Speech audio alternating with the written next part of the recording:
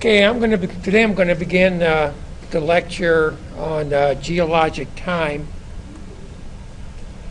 Now, there are two ways of measuring geologic time. One is called relative dating, and here we determine the sequence or order that geologic events or processes have occurred without actually assigning dates. On the other hand, absolute dating determines the actual age of rocks and events utilizing isotopes and the overall method of radiometric dating. For now, we're just going to concentrate on relative dating and look at some important principles. Now, we saw earlier that sedimentary rocks occur in layers, reflecting the deposition of original sediments, and the overall layering of sedimentary rocks is referred to as stratification, with the individual layers referred to as strata. And this layering of sedimentary rocks reflects the original deposition of sediments within basins as horizontal layers. But after the rock forms and time passes, eventually erosion can remove large parts of the original rock record, leaving behind enormous gaps and relics of the original extent of these different units. And this is oftentimes what geologists are left to work with. That we have these rock units that are not continuously exposed, but oftentimes are separated by great distances where they are either buried or have been eroded away. Here, for an example, we have two exposures, outcrop A and outcrop B. And these exposures may occur, for example, along the banks of a stream or along a road cut, or some other feature. And what's more, these two outcrops may be separated by long distances, possibly several kilometers in many cases. Or they could simply be opposite sides of a valley, depending on the situation. Now, so here in this example, we have this limestone unit 3 in outcrop B. Limestones are always represented by this brick pattern in geologic illustrations. Above limestone 3, we have a sandstone unit, and notice that the sandstone unit occurs in both outcrop A and outcrop B. And above the sandstone, there's a thick shale layer, which also appears in both of these outcrops. On the other hand, limestone unit number 1 only appears in outcrop A, but is not found in outcrop B. Correlation involves the matching of a particular rock layer or formation in one exposure with its counterpart in a different locality.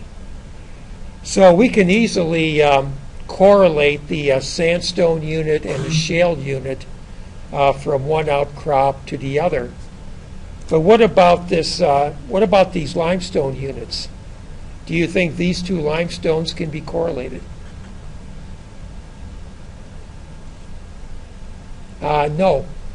Notice that in outcrop A, the limestone occurs above the shale unit, whereas in outcrop B, we have a limestone unit that occurs below the shale.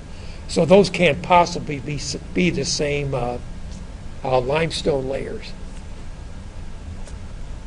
What may have happened was that limestone 1 was eroded away in outcrop B and is no longer present. On the other hand, limestone 3, which does not show up in outcrop A, may have never been deposited at this location in the first place, or if it was deposited, was subsequently eroded away before deposition of the overlying sandstone. So this is the kind of information and questions one have when you correlate rock units from one place to another. Oftentimes we may find missing sections, and in that case we have to try to explain why this occurs.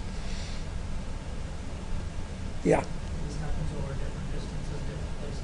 Yeah. Notice that in between these two outcrops we have the rocks are missing. The original rocks have been eroded away, or maybe they were buried or something, but we don't have access to those rocks in between. So we have to correlate those exposures we do have in order to try to match up the original extent of these sedimentary rocks. So what's the distance between these two outcrops? It can vary. This is just hypothetical, but it could be, like I said, the separation could be simply on opposite sides of a valley, in which case they're readily visible, or they could be separated by tens of kilometers. And obviously, the greater the separation, the more difficult it is to correlate them. But here's an example of correlation among three locations on the Colorado Plateau. The Grand Canyon, Zion National Park, and Bryce Canyon National Park. And these locations are shown in the upper figure. Now let's start with the Grand Canyon to the left. And notice that within the Grand Canyon, the units that are exposed along the canyon walls range from Precambrian in age up to the lower Triassic. On the other hand, the upper rocks are missing at the Grand Canyon. They were likely there at one time, but have since been eroded away. Now, if we move over to Zion National Park in the middle, we can actually correlate one common unit, the Kabob limestone, from the Grand Canyon over to Zion National Park. And notice that in Zion, the lower rocks are buried. We have to go to the Grand Canyon to see these lower rocks. And even so, the upper rocks in Zion are also missing, haven't been eroded away.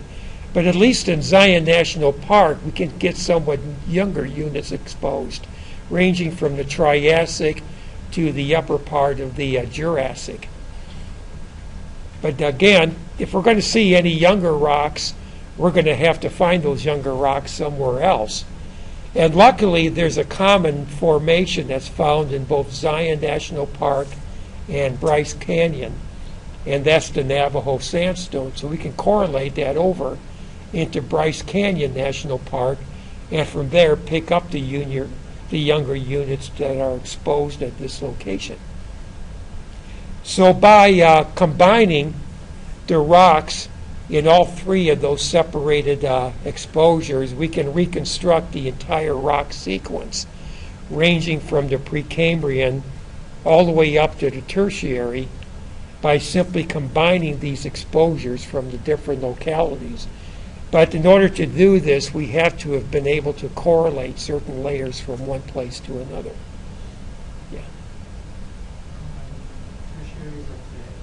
Yeah. Tertiary are the youngest rocks exposed within the Colorado Plateau, but these are not the youngest rocks per se. There are also quaternary rocks, but those are not found there. We're looking at, from the Precambrian to the Tertiary, probably about 500 million years or older. The Precambrian rocks date back to over 1 billion years ago. So we're probably looking at a time interval of well over 1 billion years represented by this entire rock sequence. Again, we're looking at geologic time. So geologic time often is measured in hundreds of thousands to millions to even billions of years, depending on what we're looking at. Now, correlation, as we see, can determine the original geographic extent of different rocks prior to their removal or burial. And over great distances, we're able to then construct geologic maps, as, for example, this geologic map of California. And these different colors basically refer to different rock units of different ages occurring throughout the state.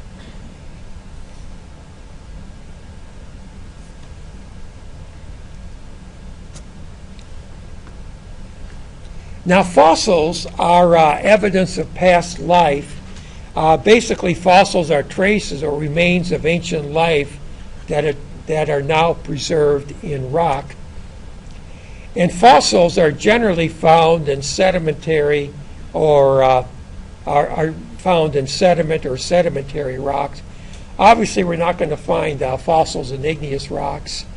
And in the case of metamorphic rocks, the original fossils may have been completely destroyed as a result of metamorphism.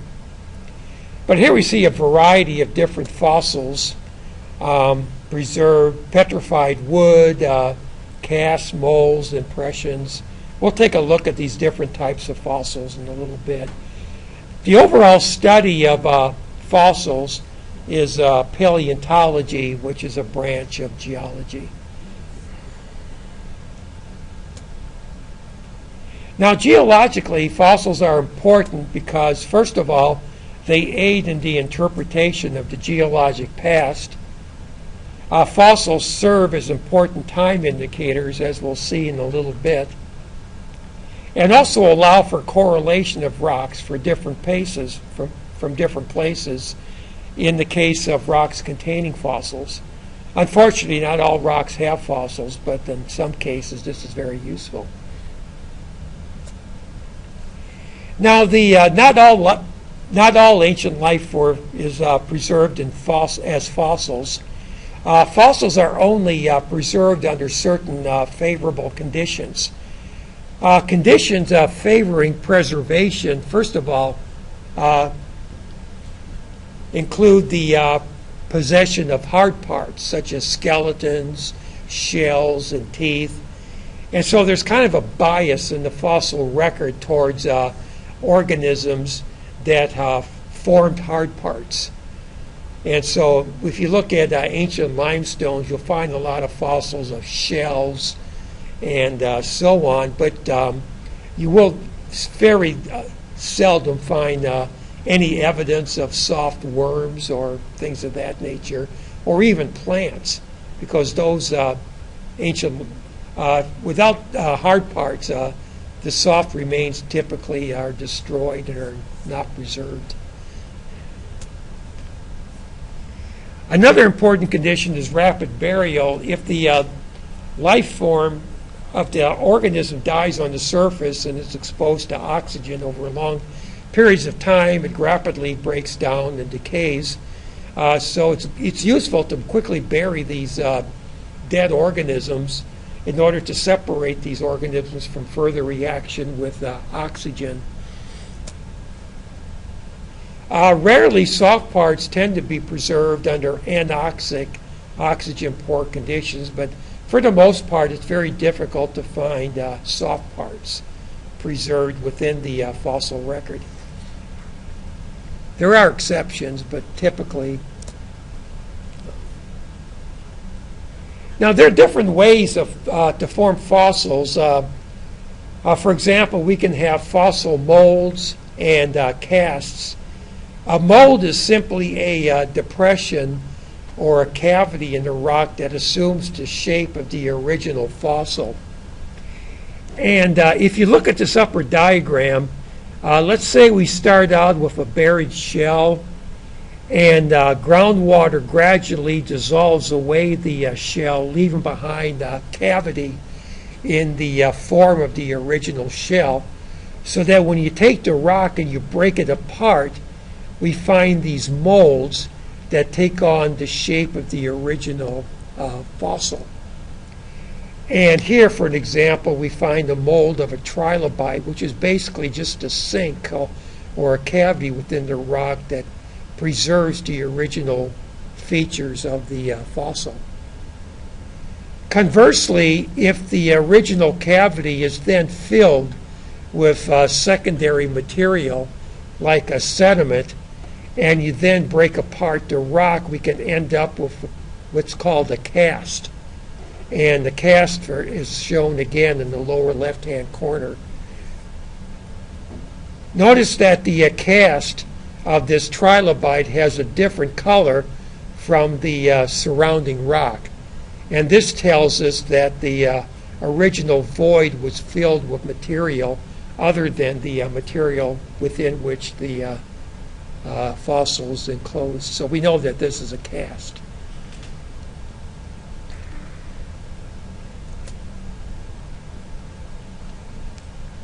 Any questions? Do you ever look at, if you're ever on some of these buildings with the gray limestone, do you ever see those little cavities within the limestone? Those are, like for example in the Fleming building, those are fossil molds. And look closely and you can find that they're basically little fossil molds of ancient clams and snails and things of that nature. Those limestones are taken from the hill country. They're basically, they're Cretaceous in age, about 100 million years old, but you'll find plenty of them. Trilobite is an ancient arthropod that lived hundreds of millions of years ago in the shallow seaways that covered much of North America. And oftentimes you'll find their fossils in Paleozoic limestones dating back between about 300 to 500 million years ago. They're extinct now. They've been extinct over the last 230 million years or so. They formed exoskeletons, kind of like skeletons on roaches. Their skeletons were in the outer part of their body, and when they died, their soft parts decay, but the exoskeleton is preserved as fossils. As a matter of fact, here's some more trilobite fossils. To me, they kind of look like cockroaches of the shallow seaways, but and to the right we see casts of ammonites. Ammonites are also extinct. They died off about 65 million years ago.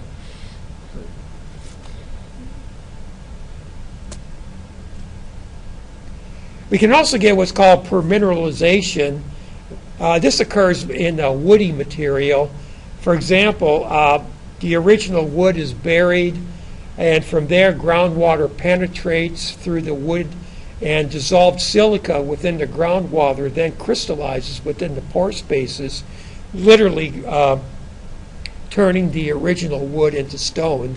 In this case, a large block of chert, which is shown in this photograph. We can also get carbonization. Here, gaseous and liquid components of the decaying organism and sediment is squeezed out by pressure, leaving behind a carbon film in the shape of the original organism, for example, a fossil bee. We can also get impressions of plants and animals that accumulate in the soft mud, for example, at the bottom of a lake. And quite often these impressions show considerable detail in the original fish or plant. For example, these impressions down here were made in soft mud found in the Green River Formation. The Green River Formation started out as these deep lake deposits, and as fish died or plants got caught up within the lake, they accumulated in the bottom and left impressions within the soft sediment, in that case mud, and then when the mud hardened into shale or mudstone, these impressions were preserved. Otherwise, it's very difficult to preserve fish bones because these are quickly break down. Now, trace fossils are markings or objects left behind by ancient life forms. and they include tracks, burrows, coprolites, which are basically fossilized excrement, as well as gastroliths, which are stomach stones. Here, for an example, the fossil of a dinosaur track, or in the lower left-hand corner, the worm tubes that were preserved originally in soft sediment, now in hard rock. These are all examples of trace fossils. That coprolite would make a useful table decoration, a conversations piece for guests that come to your home.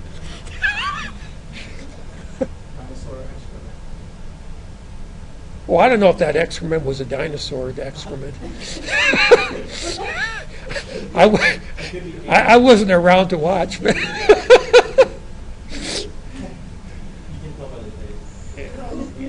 No, I don't know.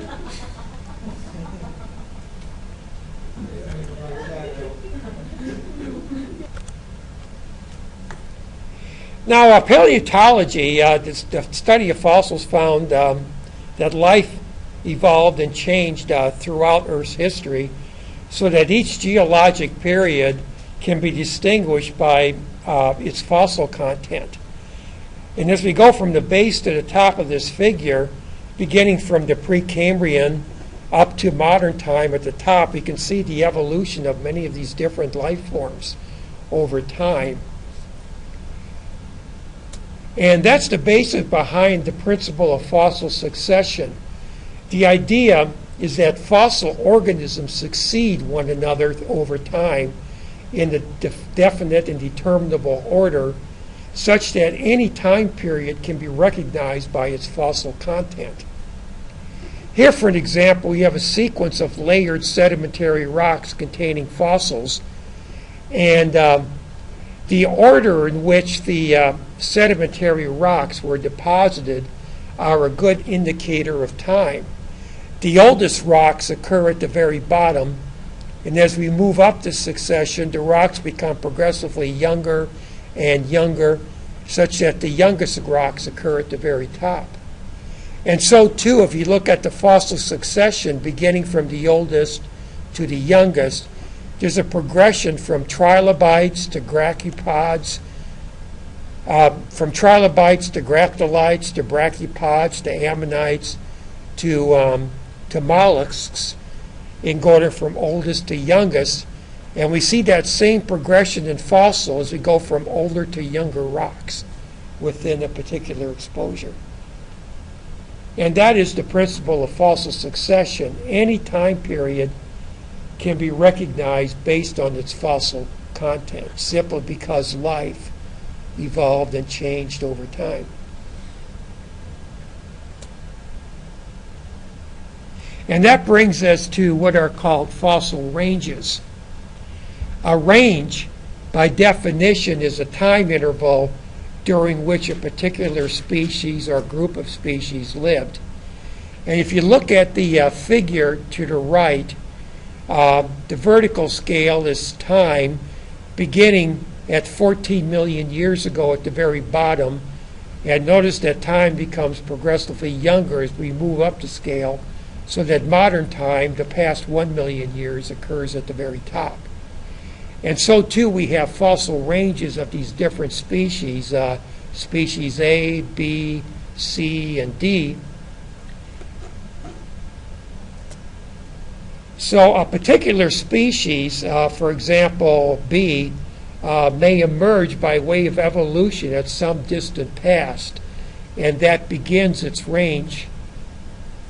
And that particular species that fossil range can then expand or span millions of years.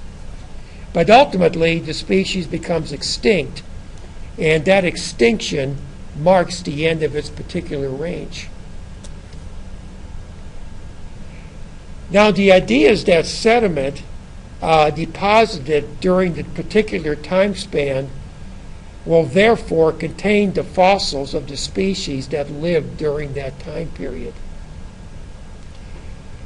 For example, if you look at this figure, that narrow band that's color-coded yellow Notice that that time interval occurs during a time interval during which species A, B, C, and D coexisted at the same time. So if you were to get a rock deposited within that narrow time interval indicated by the yellow, we should expect to find fossils of all four of these species within that rock. On the other hand, if we picked up a rock that was deposited 13 million years ago, we should only expect to find fossils of species A. Species B, C, and D did not emerge 13 million years ago, so we wouldn't find their fossils. Similarly, if we looked at a rock that was deposited 2 million years ago, we would only expect to find fossils of species C, because A, B, and D, those animals have long since became extinct and were not around 2 million years ago. Now here, for an example, is a sequence of limestones, starting from the oldest limestones at the bottom, becoming progressively younger as we move up the section. And we also see the ranges of different types of fossils over towards the left.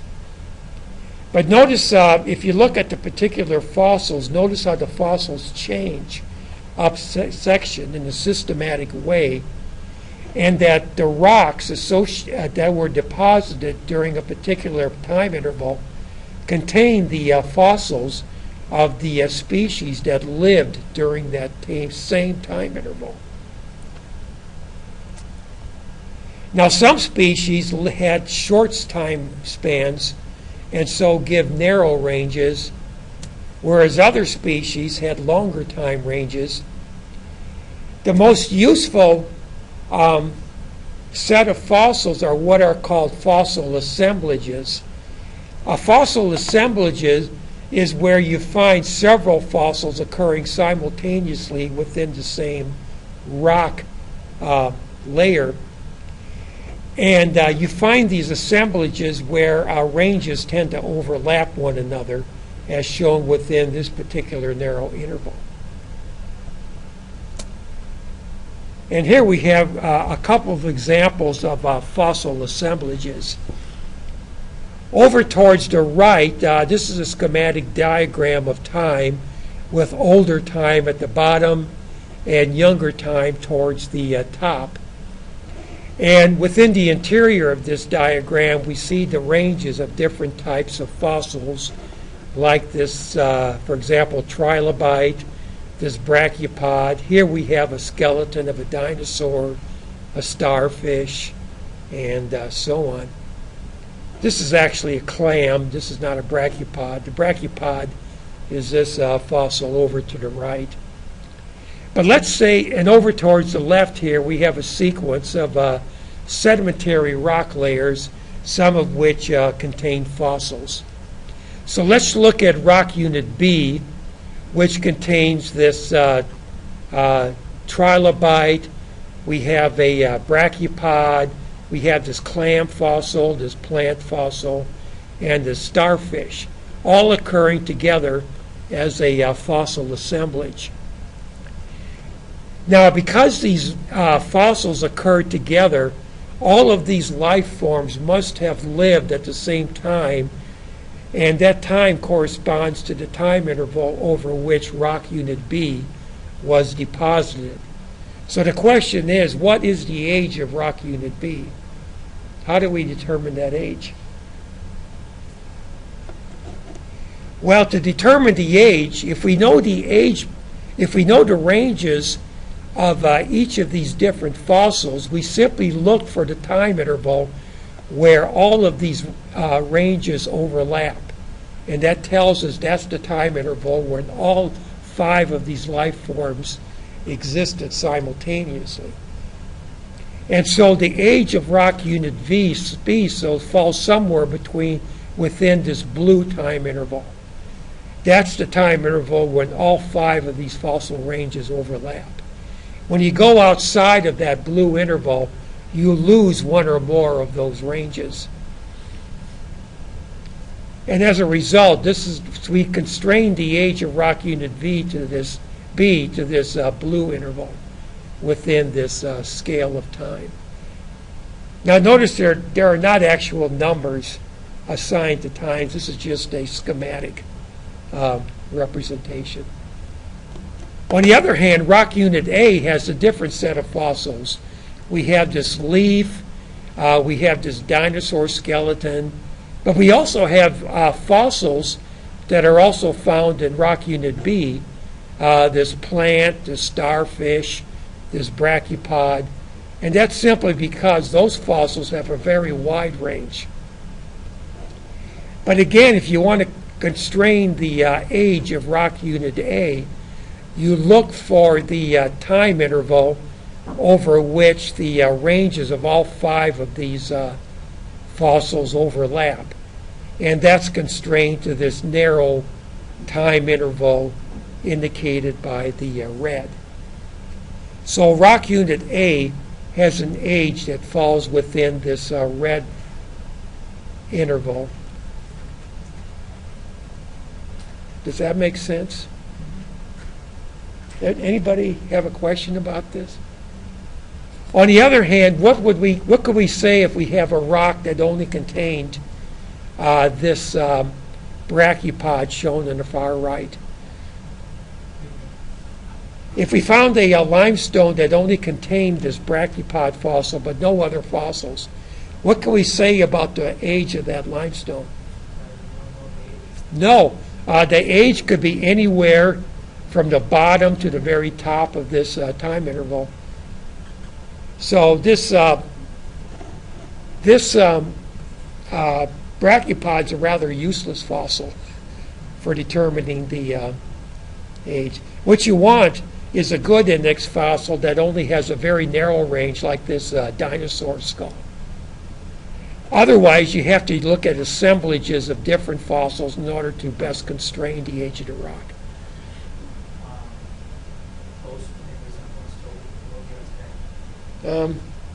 Well, let me first of all just mention that fossils can be used to correlate rock units exposed at different locations. But of course, you need rocks with fossils in order for this to occur. But that's an important utility of these ancient remnants.